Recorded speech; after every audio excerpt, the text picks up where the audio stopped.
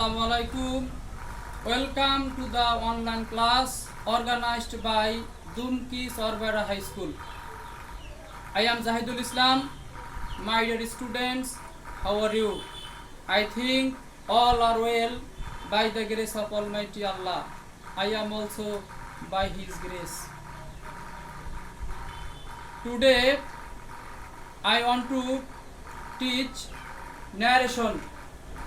Narration is the most important subjects in grammar. So let's go. Narration. Narration means to the words of speaker. বাংলায় বলতে হলে বক্তা যাহা বলেন তাহাই ন্যারেশন। ন্যারেশন দুই প্রকার, ডাইরেক্ট ন্যারেশন এবং ইনডাইরেক্ট ন্যারেশন। প্রিয় শিক্ষার্থীবৃন্দ,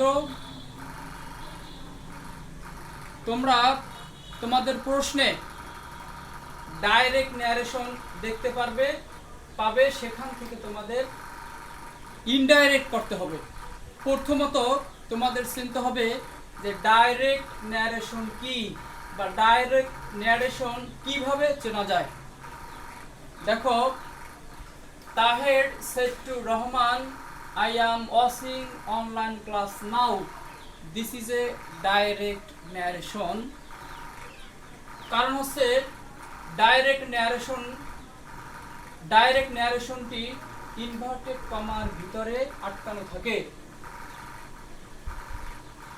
তোমরা চিনতে পারবে এভাবে যে ডাইরেক্ট ন্যারেশনটি ইনভার্টেড কমার ভিতরে আটকানো থাকবা এবং এই সম্পূর্ণ সেন্টেন্সটি Taher said to Rahman, I am watching online class now সম্পূর্ণটুকুই হচ্ছে ডাইরেক্ট ন্যারেশন। তোমাদেরকে আবারও বলছি যে ডাইরেক্ট ন্যারেশন চেনার উপায় হচ্ছে ইনভার্টেড কমার ভিতরে সেন্টেন্সটি আটকানো থাকবে। তাহলে প্রশ্ন থাকতে পারে যে তাহলে I am watching online class now, this is a direct narration, এতটুকু কি? প্রিয় শিক্ষার্থীবৃন্দ, শুধু এতটুকুই না, সম্পূর্ণটুকুই হচ্ছে ডাইরেক্ট ন্যারেশন। ডাইরেক্ট ন্যারেশনের কিছু উপাদান আছে, সেই উপাদানগুলো তোমাদের চিনতে হবে। দেখো, তাহের said to রহমান, এখানে তাহের হচ্ছে সাবজেক্ট আর রহমান হচ্ছে অবজেক্ট। সেন্টেন্সটি যেহেতু ডাইরেক্ট ন্যারেশন, সেহেতু ডাইরেক্ট ন্যারেশনের সাবজেক্ট হচ্ছে Taher. I am watching online class now, এতটুকু সম্পূর্ণ হচ্ছে রিপোর্টেড স্পিচ। তাহলে ইনভার্টেড কমার বাইরের যে সাবজেক্ট, সেই সাবজেক্টটা হচ্ছে রিপোর্টিং ভার্বের সাবজেক্ট। তারপর যে ভার্ব আছে এটি হচ্ছে রিপোর্টিং ভার্ব। প্রিয় শিক্ষার্থীবৃন্দ, আমি কিন্তু লিখে দিয়েছি যে রিপোর্টিং ভার্ব। তারপর টু প্রিপোজিশন হিসেবে ব্যবহৃত হচ্ছে। তারপর এটি রহমান হচ্ছে অবজেক্ট। তো তাহের হচ্ছে রিপোর্টিং ভার্বের সাবজেক্ট, সেইট হচ্ছে রিপোর্টিং ভার্ব, রহমান হচ্ছে রিপোর্টিং ভার্বের অবজেক্ট। আর I am watching online class now, এই এতটুকু ইনভার্টেড কমার ভিতরের অংশটুকু হচ্ছে রিপোর্টেড স্পিচ। আর ইনভার্টেড কমার ভিতরে যে সাবজেক্ট, এটি হচ্ছে রিপোর্টেড সাবজেক্ট। আর am watching এতটুকু হচ্ছে রিপোর্টেড স্পিচের ভার্ব, আর অনলাইন ক্লাস নাও এর বাকিটুকু অবজেক্ট। প্রিয় শিক্ষার্থীবৃন্দ, ডাইরেক্ট ন্যারেশনকে ইনডাইরেক্ট ন্যারেশনে পরিবর্তন করতে হলে তোমাদের বেসিক কিছু ধারণা থাকতে হবে। সর্বপ্রথম আমি তোমাদের বলবো যে টেন্স সম্পর্কে ভালো ধারণা থাকতে হবে, কেস সম্পর্কে ভালো ধারণা থাকতে হবে। এখানে দেখো, ডাইরেক্ট সেন্টেন্সকে ইনডাইরেক্ট সেন্টেন্সে রূপান্তর করেছি। সেখানে দেখতে পাচ্ছ যে Taher told Rahman that he was watching online class, then this is a indirect narration. আমি তোমাদের বলবো যে এটি ইনডাইরেক্ট ন্যারেশন কিভাবে করলাম। প্রিয় শিক্ষার্থীবৃন্দ, তোমরা যদি ডাইরেক্ট ন্যারেশনকে ইনডাইরেক্টে পরিণত করতে চাও অথবা পরিবর্তন করতে চাও, তাহলে তোমরা দেখবা যে 5টি পরিবর্তন আছে। 5 চেঞ্জেস ইন ন্যারেশন। সে পরিবর্তনগুলো হচ্ছে, প্রথমে তোমাদের রিপোর্টিং ভার্বের পরিবর্তন। রিপোর্টিং ভার্বের পরিবর্তনটি তোমাদের বুঝতে হবে। এখানে আছে সেট টু, সেট টু মিলে হচ্ছে টোল্ড। যখন আমরা ডাইরেক্ট ন্যারেশনকে ইনডাইরেক্ট করব তখন সেট টুর পরিবর্তে টোল্ড হবে এবং সাবজেক্ট আগেই বসে যাবে, তারপর বসবে অবজেক্ট। এরপর হচ্ছে তোমাদের লিঙ্কারের ব্যবহার। লিঙ্কার কাকে বলে? লিঙ্কার হচ্ছে সংযোজন করা, সংযুক্তি করা, কোনো বাক্যকে একত্রিত করা। এখানে Taher to Rahman that he was watching online class, then এই দ্যাট দ্বারা এই সেন্টেন্সটিকে একত্রিত করা হয়েছে। সুতরাং এই জায়গায় যে লিঙ্কারের ব্যবহার হচ্ছে সেটি হচ্ছে দ্যাট। প্রিয় শিক্ষার্থীবৃন্দ, এখানে লিঙ্কার হিসেবে ব্যবহৃত হচ্ছে দ্যাট, কারণ হচ্ছে এই সেন্টেন্সটি হচ্ছে অ্যাসার্টিভ সেন্টেন্স। অ্যাসার্টিভ সেন্টেন্সকে যখন আমরা ডাইরেক্ট ন্যারেশনকে ইনডাইরেক্ট ন্যারেশন রূপান্তর করব তখন এই কমার পরিবর্তে লিঙ্কার হিসেবে দ্যাট ব্যবহার করব। প্রিয় শিক্ষার্থীবৃন্দ, এরপর দেখো রিপোর্টেড স্পিচের সাবজেক্ট অথবা প্রোনাউনের পরিবর্তন। এখানে I am watching online class now, এখানে সাবজেক্ট হচ্ছে আই হচ্ছে ফার্স্ট পারসন। এই ফার্স্ট পারসন কাকে বুঝাচ্ছে? তাহের রহমানকে বলেছিল আমি অনলাইনে ক্লাস করতেছিলাম, অনলাইনে ক্লাস দেখতেছিলাম। এই আমি বলতে সাবজেক্ট, আমি বলতে আই সাবজেক্টকে বুঝাবে, রিপোর্টিং ভার্বের সাবজেক্টকে বুঝাবে তাহের। এখানে আই হচ্ছে প্রোনাউন ফর্ম। তোমাদেরকে তাহেরকে, এই তাহেরের প্রোনাউন ফর্ম হচ্ছে হি। প্রিয় শিক্ষার্থীবৃন্দ, এখানে আমরা আরেকটি ব্যবহার করতে পারি, সংযুক্ত করতে পারি। হি বলতে তাহেরকে বোঝানো হয়েছে, আমরা হি এটা আটকাই দিতে পারি। এরপর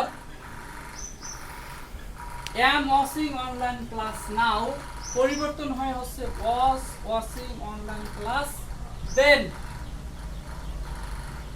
পরবর্তীতে 4 নম্বরে লেখা আছে যে রিপোর্টেড স্পিচের ভার্বের পরিবর্তন। তোমাদের ভার্বের পরিবর্তনও শিখতে হবে। I am watching online class now, this is a present continuous tense। এটি হচ্ছে present continuous tense. Present continuous tense পরিবর্তন হয় পাস্ট কন্টিনিউয়াস টেন্সে পরিণত হবে। এই জন্য আমি তোমাদের লিখিয়ে দিয়েছি যে রিপোর্টেড স্পিচের ভার্বের পরিবর্তন সম্পর্কে ধারণা থাকতে হবে। যেহেতু এটি হচ্ছে প্রেজেন্ট কন্টিনিউয়াস, পরিবর্তন হবে পাস্ট কন্টিনিউয়াস। তারপর লিখেছি যে নিকটবর্তী শব্দের পরিবর্তন। এখানে শিক্ষার্থীবৃন্দ দেখতে পাচ্ছ যে নাও পরিবর্তে দেন হচ্ছে।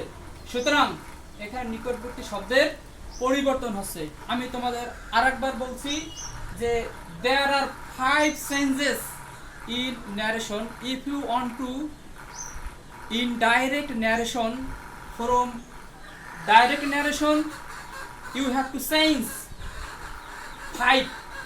You have to 5 changes in narration. This is 1 reporting ভার্বের পরিবর্তন, 2nd লিঙ্কারের ব্যবহার, 3rd রিপোর্টেড স্পিচের সাবজেক্ট অথবা প্রোনাউনের পরিবর্তন, 4th রিপোর্টেড স্পিচের ভার্বের পরিবর্তন, 5th নিকটবর্তী শব্দের পরিবর্তন। প্রিয় শিক্ষার্থীবৃন্দ, এখানে যে আমরা ডাইরেক্ট ন্যারেশনকে ইনডাইরেক্ট ন্যারেশনে রূপান্তর করছি, কিভাবে করেছি তার ঠিক গঠন আমি তোমাদের দেখিয়ে দিচ্ছি।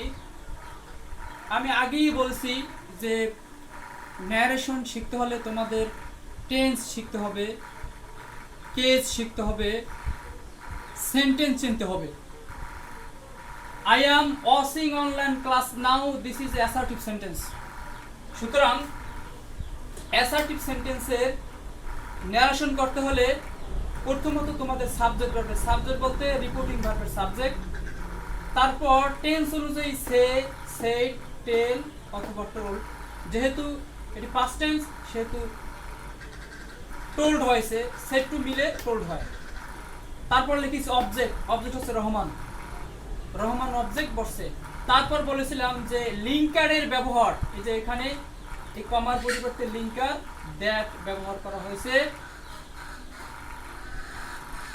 তারপর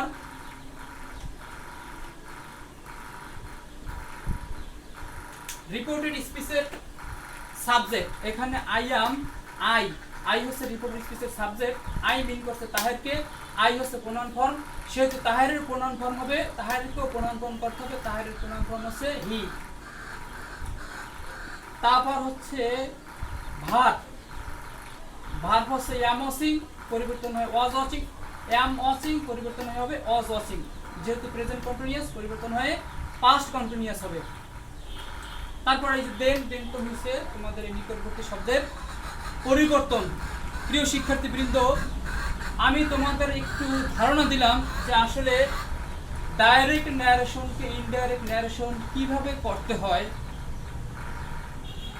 এখন ডাইরেক্ট ন্যারেশনকে ইনডাইরেক্ট ন্যারেশনে রূপান্তর করতে হলে আমি তোমাদের আবারও বলছি টেন্স সম্পর্কে ধারণা থাকতে হবে, টেন্স চিনতে হবে, সেন্টেন্স চিনতে হবে, কেস সম্পর্কে ভালো ধারণা থাকতে হবে। তো তোমাদের সর্বপ্রথম ন্যারেশন করতে হলে সর্বপ্রথম তোমাদের assertive, interrogative, imperative, objective, exclamatory অর্থাৎ সেন্টেন্স মোট 5 প্রকার, এই 5 প্রকার সেন্টেন্স সম্পর্কে তোমাদের ধারণা থাকতে হবে। এখন আমি তোমাদের সেন্টেন্স যে 5 প্রকার, সেই 5 প্রকার সেন্টেন্স সম্পর্কে আমি তোমাদের ধারণা দেব।